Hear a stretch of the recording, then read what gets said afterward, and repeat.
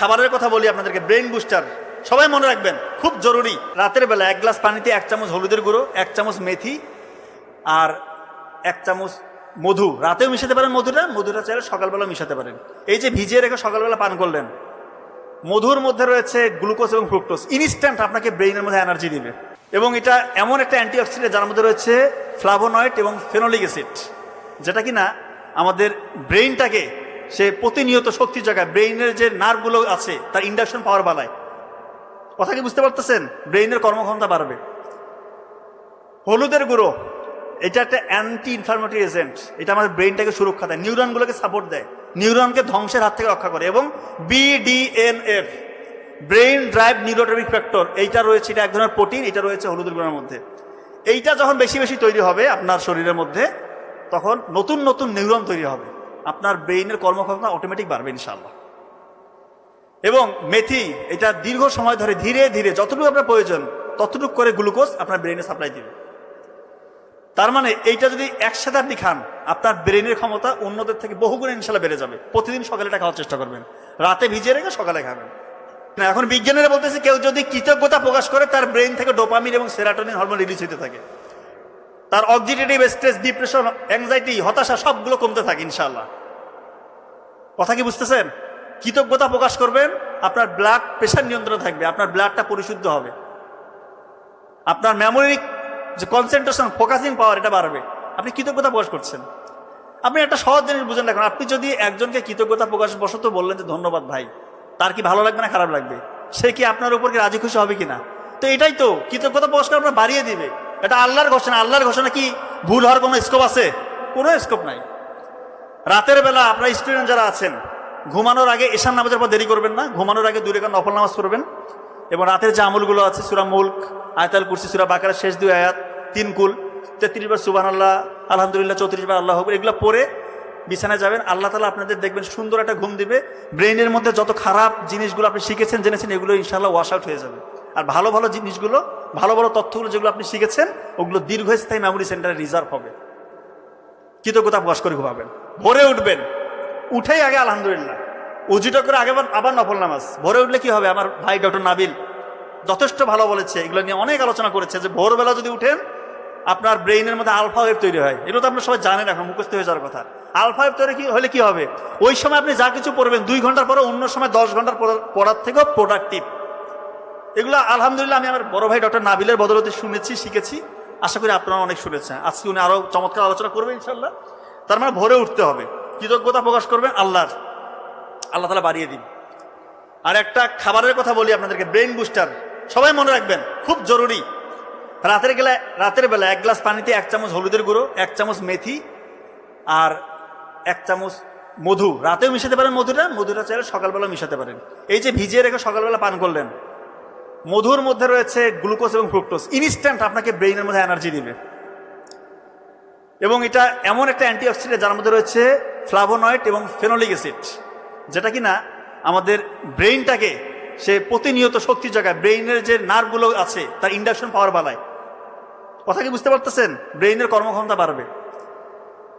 হলুদের গুঁড়ো এটা একটা অ্যান্টি ইনফ্লামেটরি এজেন্ট, এটা আমাদের ব্রেইনটাকে সুরক্ষা দেয়, নিউরনগুলোকে সাপোর্ট দেয়, নিউরনকে ধ্বংসের হাত থেকে রক্ষা করে। এবং BDNF, brain drive neurotrophic factor, এইটা রয়েছে, এটা এক ধরনের প্রোটিন, এটা রয়েছে হলুদের গুঁড়োর মধ্যে।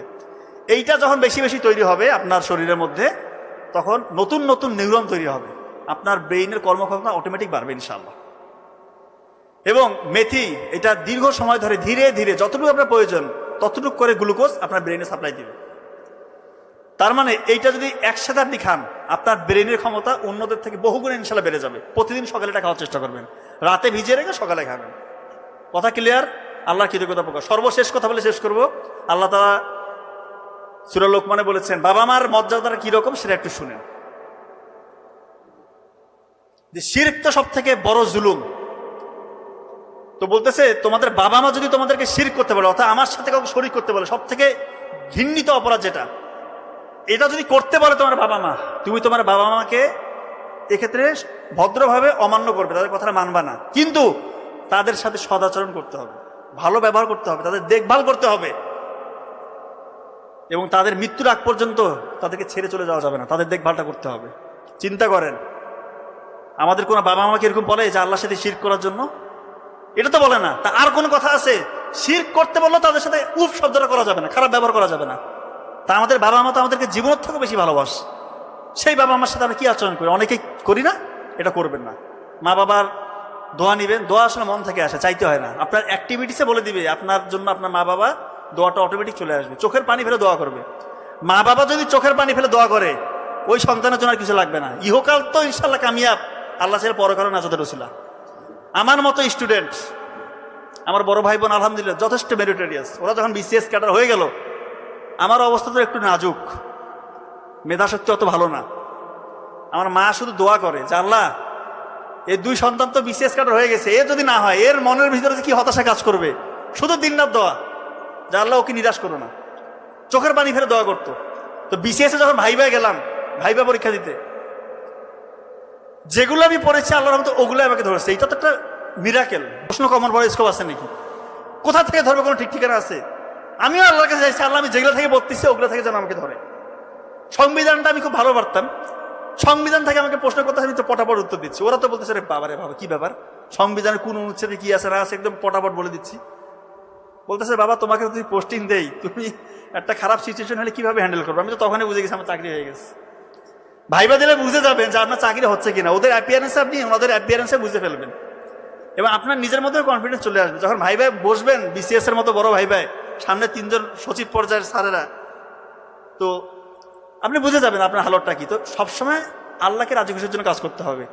আমরা যে কোনো কাজ করতে গেলে, সত্যি বলছি, নফল নামাজ পড়ে, এটা আমাদের মা শিখিয়ে দিত ছোটবেলা থেকে। যে কোনো ছোটোখাটো বিপদ হোক, ছোটোখাটো পরীক্ষা হোক, কোনো প্রোগ্রাম হোক, যে কোনো ক্ষেত্রে আমাদের মা একটা কথা বলতো, নফল নামাজ পড়ে যাও বাবা, সেজদায় যাও, সেজদায় গিয়ে আল্লাহকে বলে আল্লাহ সহজ করে দিবে। এবং এটা হচ্ছে আলহামদুলিল্লাহ। নাও যদি হয় তারপরে করতে হবে। এবং এটা প্র্যাকটিক্যাল। দেখেন গ্রামের মতো জায়গায়, যেখানে মানে বিসিএস ক্যাডার হচ্ছে ওই সময় স্বপ্নের মতো, সেই জায়গা থেকে একই বাড়িতে 3 ভাই বোন 3 জনে বিসিএস ক্যাডার। এটা আমি কিন্তু আত্মপ্রচারণা করতেছি না, দয়া করে এটা ওইভাবে নেবেন না। আমি জাস্ট ব্যাপারটা বলছি যে আল্লাহর উপর যদি কেউ ভরসা করে, তাহলে তার অবস্থাটা কি হইতে পারে। তার ক্ষতি নাই। দুনিয়াবেও ইনশাল্লাহ কামিয়াব, সফল, পরকালও সফল। আমার মা আমাদেরকে এটা শিখাইছে। এবং সৎ থাকতে হবে। সত্যি বলছি, আমি এটা গর্ব করে বলতে পারি, আমরা ইনশাল্লাহ অনেস্ট। 1 টাকা আমরা কখনো কারো খাই না, এটা গ্যারান্টি দিয়ে বলতেছি। 1টা টাকা অবৈধ ইনশাল্লাহ আমাদের পরিবারে ঢুকে নেই এখন পর্যন্ত ইনশাল্লাহ। এটা আমাদের চ্যালেঞ্জ, এটা আমরা গর্ব করি। বহু স্কোপ এসছে, বহু স্কোপ, তারপরে আমরা দেখি না। ওগুলো আমাদের ওই লোভটা তো থাকতে হবে, ভিতর থেকে আসে না, ওই থেকে আসবে ওই লোভ। আমাদের মা বাবা ওইভাবে বড় করছে আমাদেরকে। আমাদের ভিতরে যে আল্লাহ তাআলা যেটা দিবে আমরা এটা দিয়ে খুশি। আল্লাহ তাআলা আলহামদুলিল্লাহ বাড়িয়ে দিচ্ছে। একসময় না খেয়েছিলাম, এখন আলহামদুলিল্লাহ যেটা রাখছে যথেষ্ট ভালো, আলহামদুলিল্লাহ। যে হালতে থাকে আলহামদুলিল্লাহ। এটাই বলছি, সৎ থাকবেন ভাই, কমবে না, বাড়বে। আল্লাহ শুধু বাড়াই দিবে। এই জন্য মা বাবার খেদমত করবেন, খুশি হয়ে যাবে। অনেক নতুন বউরা এসে একটু ডিস্টার্ব করে, স্বামীকে বলে এত কিছু দিয়ে দিচ্ছ, ভবিষ্যৎ কি, বাচ্চা কাচ্চা হবে, সবে দিয়ে দিলে আমাদের কি হবে, মানে এমন বুদ্ধি দেয়। আরে বাবা, তোমার বাবা মাকে যদি, আপনার স্বামীর বাবা মাকে যদি সে খুশি করতে পারে, আল্লাহ তার উপর খুশি হয়ে তাকে বাড়াই দিবে। এটা বুঝেন না কেন? অনেক মেয়েরা এসে সংসারে এসে ডিস্টার্ব করে, স্বামীর সাথে ভাই বোনের সম্পর্ক নষ্ট করে, মা বাবার সম্পর্ক নষ্ট করে, মনে করতেছে বিশাল কামিয়াব হইলো। আরে বাবা, এটা যদি করেন, কোনো হাজব্যান্ডের যদি সম্পর্ক তার মা বাবার সাথে বিচ্ছিন্ন হয়, তার ভাই বোনের সাথে যদি সম্পর্ক খারাপ হয়, ওর তো হায়াত কমে যাবে। ও বিভিন্ন রকমের অসুখে দেখবেন যে তার এসে ধরবে তাকে। তা আপনার স্বামীর আয়ু কমলে, সে যদি অসুস্থ থাকে, আপনার কি লাভ হইল না লস হইল? বুঝে না, মেয়েরা অনেকে বুঝে না। একটু দেমাগ খাটান, সোর্স করেন, একটু বুদ্ধি খাটান। সত্যি বলতেছি, আপনার স্বামীকে বলেন বাবা যা আছে দিয়ে দাও, আপনারই লাভ, আপনারই লাভ। আপনার স্বামীকে বলেন বাবা দিতে থাকো, তুমি যা ইচ্ছা দাও, খুশি থাকো, মন থেকে খুশিটা থাকতে হবে। সত্যি বলতেছি, আল্লাহ কমাবে না। দান করলে কেউ কমে? জাকাত কি? জাকাত মানে বৃদ্ধি পাওয়া। তা দান কি? সব থেকে বড় দান কি? বাবা মাকে দেওয়া। বাবা মাকে দেওয়ার থেকে বড় কিছু আছে পৃথিবীতে? মা বাবাকে দিবেন আপনি, এটা আবার কিসের কি? আল্লাহ তাআলা বাড়াই দিবে। আর মা বাবা কি টাকা কি অন্য কোথাও দিবে নাকি? ওগুলো তো আলটিমেটলি আপনার স্বামীরই থাকবে, হাজব্যান্ডেরই থাকবে। এগুলো নিয়ে করবেন না, ছোট লোকই করবেন না। দয়া করে বলতেছে, মনটা একটু উদার করেন। আর একটা ব্যাপার, আপনার সন্তান হবে না, আপনি যদি এরকম আত্মকেন্দ্রিক আচরণ করেন, বাবা মার, আপনার হাজব্যান্ডের মা বাবার হিংসা করেন, তা আপনার ছেলেটা যখন বড় হবে, বিয়ে করবে, আপনি তখন বয়স্ক হবেন, আপনার হালতটা কি হবে? আপনার বৌমা যদি আপনাকে সে না দেখে, কি মানে একটা কথা আছে না যে ইট্টি মারলে পাটকেলটি খেতে হয়, কথা আছে কি না? তা আপনি যেরকম আচরণ করবে, আপনার সাথে ওরকম ফিডব্যাকই হবে। ব্যবস্থাটা ওরকম ন্যাচারই করে দেবে। ন্যাচার বলতে আল্লাহ তাআলা ওই ব্যবস্থা করে দিবে। দয়া করে সন্তানকে শিখান, সন্তানকে এমনভাবে ছোটবেলা থেকে লালন পালন করেন, ওরা দেখবে কি রে আমার মা বাবা আমার দাদা দাদি নানা নাকি এত রেসপেক্ট করে, ওরা এটা দেখে শিখবে। তারা যখন বড় হবে তারা তাদের শ্বশুর শাশুড়িকে রেসপেক্ট করবে। কথা কি বুঝতে পারছেন? দেখবেন পরিবারটা একটা জান্নাতের বাগান হয়ে যাবে ইনশাল্লাহ। তো যাই হোক, আমি আর কথা বাড়াবো না। আপনাদের জন্য আমার বড় ভাই ইনশাল্লাহ অসাধারণ লেকচার নিয়ে অপেক্ষা করছেন। ওর প্রতিটা লেকচার আমি মনোযোগ দিয়ে শুনি, আপনারাও নিশ্চয়ই শুনবেন, অনেক কিছু জানতে পারি আমরা। তো আজকে আমরা যা কিছু শিখলাম একটু কিছু যদি মেরে চলি ইনশাল্লাহ জীবন